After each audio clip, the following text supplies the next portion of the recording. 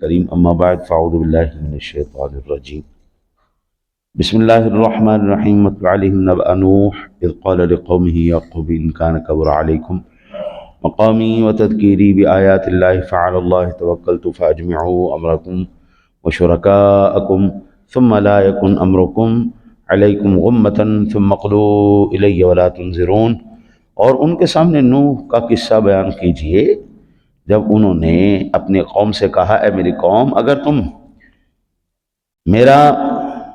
تمہارے درمیان رہنا اور تمہیں اللہ کی آیتوں کے ساتھ نصیحت کرنا ناگوار ہے تو میں نے تو صرف اللہ تعالیٰ پر توکل کیا ہے، تم اپنے خود ساختہ معبودوں کے ساتھ مل کر اپنی سازش کو پختہ کر لو، پھر تمہاری وہ سازش تمہارے گروہ پر مخفی نہ رہے، پھر تم جو کچھ میرے خلاف کر سکتے ہو کر گزرو اور مجھے مہلت نہ دو۔ وَإِن تَوَلَّيْتُمْ فَمَا سَأَلْتُكُم مِّنْ أَجْرٍ إِنْ أَجْرِيَ إِلَّا عَلَى اللَّهِ وَأُمِرْتُ أَنْ أَكُونَ مِنَ الْمُسْلِمِينَ۔ پھر اگر اعراض کرو تو میں نے تبلیغ دین کا تم سے کوئی اجر طلب نہیں کیا، میرا اجر تو صرف اللہ تعالیٰ پر ہے اور مجھے حکم دیا گیا ہے کہ میں مسلمانوں میں سے رہوں۔ اللہ وحدہ لا شریک نے اس سورہ یونس مبارک میں 3 قصے بیان فرمائے۔ ایک حضرت نوح علیہ السلام کا قصہ، ایک حضرت موسیٰ علیہ السلام کا قصہ اور ایک حضرت یونس علیہ السلام کا قصہ۔ 3 قصوں میں حضرت نوح علیہ السلام کے قصے کو موسیٰ علیہ السلام اور حضرت یونس علیہ السلام کے قصے پر مقدم کرنے کی کیا وجہ ہے؟ ان دونوں انبیاء کا ذکر بعد میں فرمایا، ان کا پہلے فرمایا، اس کی وجہ کیا ہے؟ نیز اللہ وحدہ لا شریک نے ایک وجہ تو یہ بیان فرمائی کہ یہ چونکہ نوح علیہ السلام پہلے تشریف لائے اور موسیٰ علیہ السلام اور یونس علیہ السلام بعد میں تشریف لائے ہیں، اس لیے جو پہلے آیا اس کا ذکر پہلے فرمایا، ایک وجہ یہ۔ دوسری وجہ یہ، قوم نے جب کفر اور ان کے انکار پر اصرار کیا تو اللہ تعالیٰ نے ان کو طوفان میں غرق کر دیا۔ نوح علیہ السلام کی قوم طوفان کے ذریعے غرق ہوئی تو اللہ تعالیٰ نے یہ قصہ بیان فرما کے جو کفار مکہ تھے جنہوں نے حضور سرور دو عالم صلی اللہ علیہ وسلم کا انکار کیا، ان کی ہر درمی پر ان کو تنبیہ فرمائی، باز آ جاؤ، پہلوں کی جو ہے نا جی وہ حالت سے، ان کے عذاب سے عبرت حاصل کر لو۔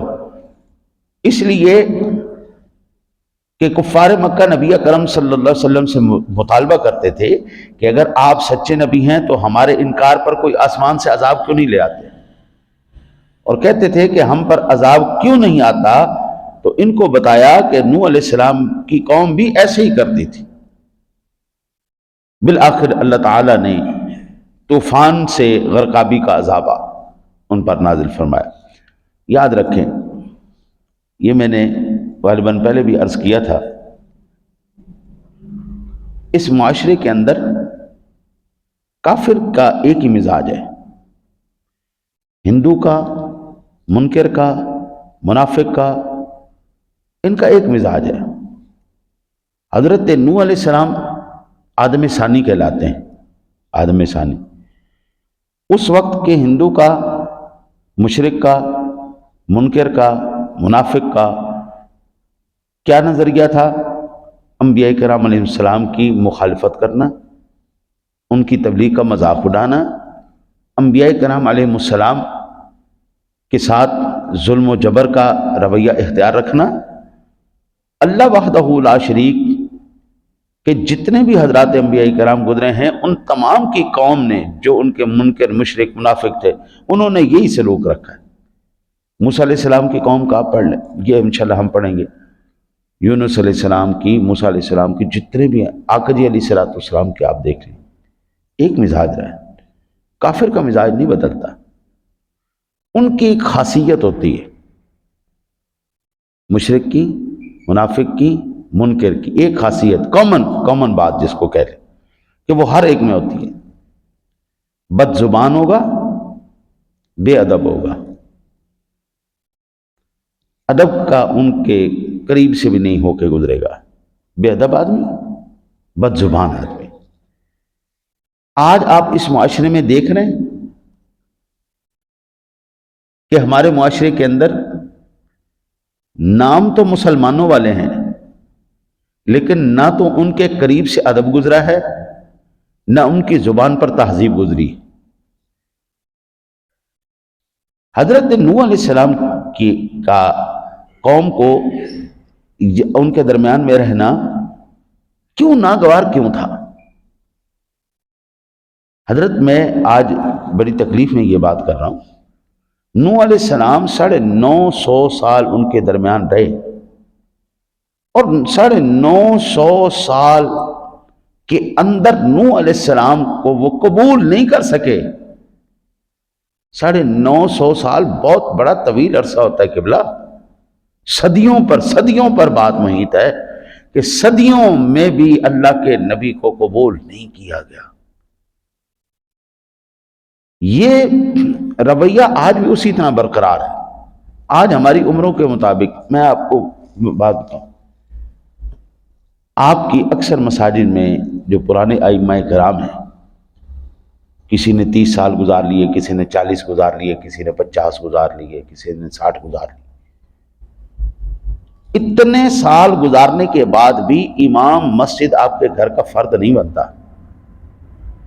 آپ کا ایسا دوست نہیں بنتا جن کو آپ اپنے پروگرام میں، اپنے غمی خوشی کے اندر آپ شریک کر لیں، یا مولوی صاحب نکاح پڑھا دیں، یا جنازہ پڑھا دیں، یا ساڑھے مویا واسطے دعا کر دیں۔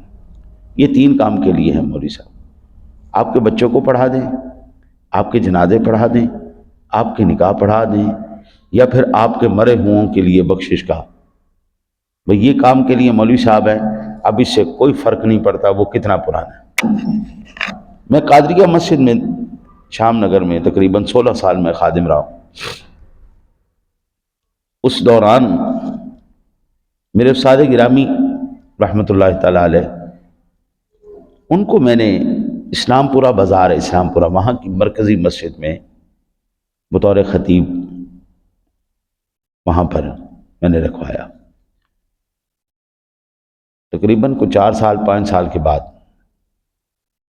ساجی نے مجھے حکم فرمایا، یار آج میرا دل میرا آج بڑا دکھا ہوا ہے، بڑی تکلیف میں ہوں میں نے کہا حضور کیوں، اس کی کیا وجہ ہے؟ کہنے لگے یار وہ بچہ میرا شاگرد ہے، سید زادہ ہے، اس نے 54 سال امامت کی ہے۔ کتنے سال؟ 54 سال، 54 ایئرز۔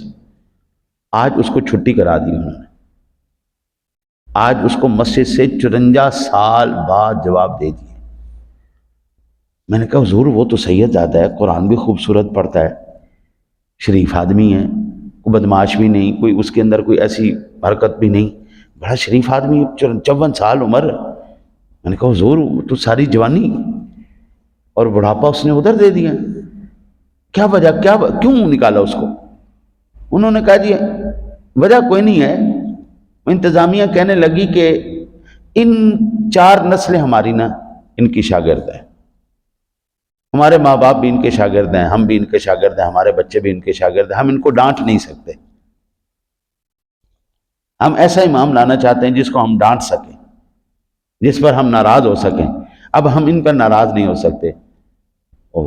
تف ہے ایسی سوچ کے اوپر بھی، اور تف ہے ایسے لوگوں کے اوپر بھی، اور یہ قوم کہے کہ پھر ہمارے اوپر رحمتیں اللہ کی نازل ہوں۔ 54 سال کا ایک بزرگ آدمی جس نے ساری زندگی خوبصورت نعت پڑھنے والے، خوبصورت تلاوت کرنے والے، 54 سال اپنی زندگی کے دینے کے بعد قوم نے اس کو قبول نہیں کیا۔ حضرت یہ نوح علیہ السلام آدم ثانی ہیں، 950 سال انہوں نے اس قوم میں وقت گزارا، قوم نے قبول نہیں کیا۔ یعنی ہم ایسا امام رکھنا چاہتے ہیں جو ایمان کمی کبین ہو، جس کو ہر وقت ہم لان ٹوٹو اور ہم رگڑا لگائی رکھیں، اور جس کے اوپر ہم جو ہے نا وہ اسرائیل بن کے مسلط رہیں، ہر وقت جناب ہم جبابرہ کی یاد کو تازہ کرتے رہیں، ملوکیت کے اس دور کو ہم زندہ رکھیں۔ اللہ کی قسم کے بلا، یہ قرآن کے واقعات صرف واقعات نہیں، یہ پوری زندگی کے سبق ہے۔ آقا جی علیہ الصلوۃ والسلام کے اوپر جو قرآن نازل کر کے اللہ نے ان واقعات کو ذکر فرمایا ہے، اس کی سب سے بڑی وجہ یہ ہے، کافر کا مزاج ایک ہی رہتا ہے، سن لو کافرو، اللہ کی سنت جاریہ بھی ایک ہی ہے، جب وہ اپنے کسی بندے سے محبت کرتا ہے، مقام عزت دیتا ہے، پھر وہ ٹیمپریری نہیں ہوتی، وقتی نہیں ہوتی کہ 3 مہینے دا الحاق ہو گیا، یا وہ کیا کہتے ہیں اس کو، ٹیسٹ پیریڈ ہے جی، کچھ نہ کچھ وہ ایسا، پروبیشن ان کا جو پیریڈ وہ نہیں ہوتا۔ اللہ جس سے لگاتا ہے پھر پرماننٹ لگاتا ہے، بھئی تو میرا بندہ ہے تو پرماننٹ بندہ ہے۔ آج تک آپ نے کبھی سنا ریٹائرڈ اللہ کے ولی حضرت داتا صاحب، ریٹائرڈ اللہ کے ولی حضور غوث اعظم، ریٹائرڈ اللہ کے ولی حضرت خواجہ معین الدین؟ نہیں، وہ کل بھی اللہ کے ولی تھے، وہ آج بھی اللہ کے ولی تھے۔ اس کی وجہ یہ موٹی سی ہے، اللہ کہتا ہے فَاذْكُرُونِی اذکرکم، تو میرا ذکر کر میں تیرا ذکر کروں گا۔ تو فانی ہے، تو فوت ہو جائے گا، تو اس دنیا سے چلا جائے گا، لیکن میں باقی ہوں، جب تک میں ہوں تیرا ذکر کرتا رہوں گا۔ تو میرا ذکر اپنی ہستی تک کر، اپنی طاقت اپنی زندگی تک کر، میرے ساتھ تو اس وقت تک نبھا جب تک تیری زندگی ہے، پھر دیکھ میری یاری۔ فَاذْكُرُونِی اذْکُرکم وَاشْکُرُوا لِی وَلَا تَکْفُرُونَ، میرے شکر کرنا، ناشکری نہ کرنا۔ دنیا کے اندر سارے مرتبے، سارے مقام ختم ہو جاتے ہیں، کوئی جج ہمیشہ کے لیے جج نہیں رہتا، کوئی وزیر نہیں رہتا، ایک ان کا دورانیہ ہے، ایک پیریڈ ہے، اس پیریڈ کے بعد ختم ہے، چھٹی ہے، 5 سال 10 سال 15 سال 50 سال۔ فوجوں کے جرنیلوں کو بھی 60 سال کی عمر میں ان کو بھی ریٹائر کر دیتے، ہون جاؤ جی، اللہ تعالی خیر کرے۔ میں قربان جاؤں اللہ سونے کے کرم پر، فضل پر، وہ جتنا بندہ بزرگ ہوتا جاتا ہے اتنا قابل احترام ہوتا جاتا ہے، اتنا قابل احترام ہوتا جاتا ہے۔ 40 سال سے پہلے آقا جی علیہ الصلوۃ والسلام کو اجازت نہیں تھی اعلان نبوت فرمانے کی۔ 40 سال کی عمر کے بعد آقا جی کو رب کریم نے فرمایا، ہاں پیارے محبوب اب ذرا آپ اعلان فرماؤ نا جی، اب آپ اعلان فرماؤ۔ آقا جی کریم علیہ الصلوۃ والسلام کی ذات گرامی نے پھر اعلان نبوت فرمایا۔ جس طرح بندہ بزرگ ہوتا جاتا ہے اس طرح اللہ کی بارگاہ میں اور مقبول ہوتا جاتا ہے، اور یاری گہری ہوتی جاتی ہے، ختم نہیں ہوتی۔ ایک وجہ تو اس کی ہے۔ دوسری وجہ یہ تھی کہ وہ بت پرستی کے جس طریقے پر کاربند تھے، وہ طریقہ ان کو بہت مرغوب تھا اور بہت ہی محبوب تھا، وہ اس سے جذباتی وابستگی رکھتے تھے۔ آئے ہائے ہائے ہائے، ایس دور نے نا جی حضرت صاحب کمال کر چلی گئی۔ آج 3 تاریخ ہے نا جی، میرے خیال 5 6 7 25 سال کے بعد میری قوم کا مرغوب ترین عمل ہے گڈی اڑانا، ہاتھ تیری خیر ہو جائے، بھوکا ٹاتے ہاتھ تیری خیر ہو جائے۔ 25 سال بعد اس قوم نو ہلڑ بازی دا، فحاشی دا، اور عریانی دا، اور اسراف دا، اور فضول خرچی دا ایسا موقع میسر آیا نا جی کہ جڑے انہاں دے دلوں دے بڑے ہی قریب سی، اللہ اللہ اللہ، ان کے دلوں کے قریب کا واقعہ۔ اور پھر کیسی بدبختی ہے اس قوم کی اور اس حکومت کی نااہلی ہے کہ یہ ایک ہندوانہ تہوار تو سرکاری سطح پر چھٹی کروا کر وہ منانے پر اتنا عذاب کھڑا کر دیا ہے، ساری موٹر سائیکلوں نو ڈنڈے دے دیتے ہیں، دو جی ڈنڈے لاؤ سب قوم نو۔ اتھے نہ کوئی غریب یاد آیا، نہ کوئی بیوہ یاد آئی، نہ کوئی یتیم بچی یاد آئی، نہ کوئی کچھ بھی نہیں یاد آیا۔ لیکن یہی بات اگر سرور دو عالم نور مجسم قائد المرسلین صلی اللہ علیہ وسلم کے صدقے، جس کے صدقے یہ ملک ہمیں ملا، اس کے میلاد کی بات ہوتی تو اللہ کی قسم موت آ جاتی، اس قوم اس حکومت کو موت آ جاتی، لیکن سرکار دو عالم کے میلاد پر اتنا اہتمام نہ کیا جاتا۔ کاش کہ یہ قوم حضور کے ساتھ اتنی وفادار ہوتی جتنی ہندوانہ رسومات کے ساتھ وفادار ہے۔ یہ ملک بنا کلمے کے نام پر ہے، اس کلمے والے کے ساتھ تو اتنی وفا نہیں ہے، اس کلمے والے کے ساتھ تو اتنی محبت نہیں ہے، لیکن ہندوؤں کے ساتھ اتنی محبت ہے کہ سرکاری طور پر ان کو باقاعدہ چھٹیوں کا اعلان کیا گیا، باقاعدہ اجازت نامے دیے گئے کہ جو جناب آپ کی جذباتی جو وابستگی ہے، جو آپ کے یہ ہندوانہ رسومات اور تہوار ہیں، ہم ان کو مرنے نہیں دیں گے، ہم زندہ ہیں۔ یہ نوح علیہ السلام کے قصے کو بیان کرنے کا ایک یہ بھی جو ہے وہ مقصد ہے۔ وہ کہتے تھے پیارے نوح علیہ السلام کیا بات کرتے ہیں آپ؟ ہم جب کہتے تھے نا جی، ہم جب کہتے تھے یہ گانے فحاشی ہیں اور یعنی ہیں، یہ جو ہے بربادی کا سبب، آپ کی حکومت نے 132 گانوں پر بین کیا ہے اس دفعہ، آپ کو یاد پتہ ہے 132 گانوں پر بین لگایا ہے حکومت نے کہ بسنت کے موقع پہ یہ نہیں چلائے جائیں گے، یعنی فحاشی کے اور یعنی کے اور بے شرمی کے حدیں پار ہو چکی تھی جن گانوں میں، حکومت مجبور ہو گئی جی ان کو بند کروایا جائے، اور پھر بھی کچھ گانوں کے اندر اتنی بے غیرتی باقی رکھی ہے کہ جناب اندر کا شیطان جو ہے وہ اس کو نا شاب اللہ اس کو ذرا تھوڑا تھپکی دی جائے اور تسلی سے رہے۔ یہ تمام طریقہ کار، یہ جذباتی پن، یہ لگاؤ، یہ رسومات نوح علیہ السلام کی قوم کے اور آج کی قوم کے بالکل ایسے ملے ہوئے، کوئی اس کے اندر، ان کو بھی نبی سے چڑ تھی، نبی کے طریقہ کار سے چڑ تھی، آج کی قوم کو بھی نبی سے اور نبی کے طریقہ کار سے چڑ تھی۔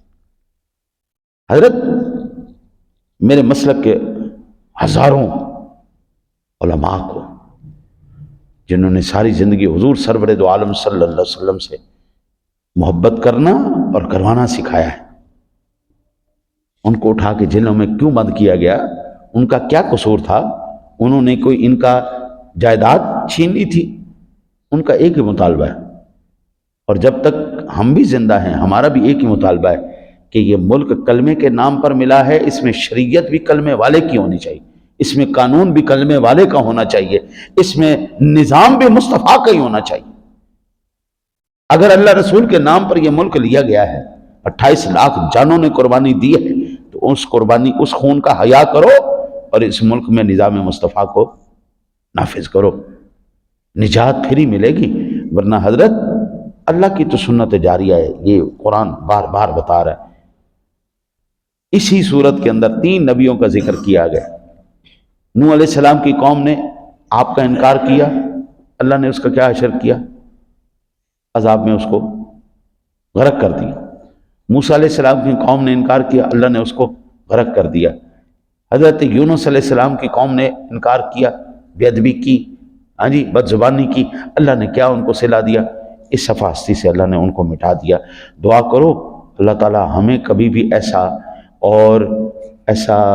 بدبخت اور ایسا آزاد خیال اور ایسا شیطان کے ہاتھوں میں نہ کرے کہ ہم بھی انہی ہندوؤں کی اور مشرکوں کی اور منافقوں کے جو ہے نقش قدم پر چلیں۔ اللہ اپنے حبیب کے صدقے ہمیں نبیوں کے نقش قدم پر چلتے ہوئے آقا جی علیہ الصلوۃ والسلام کی پیروی کرنے کی توفیق نصیب فرمائے۔ اللہم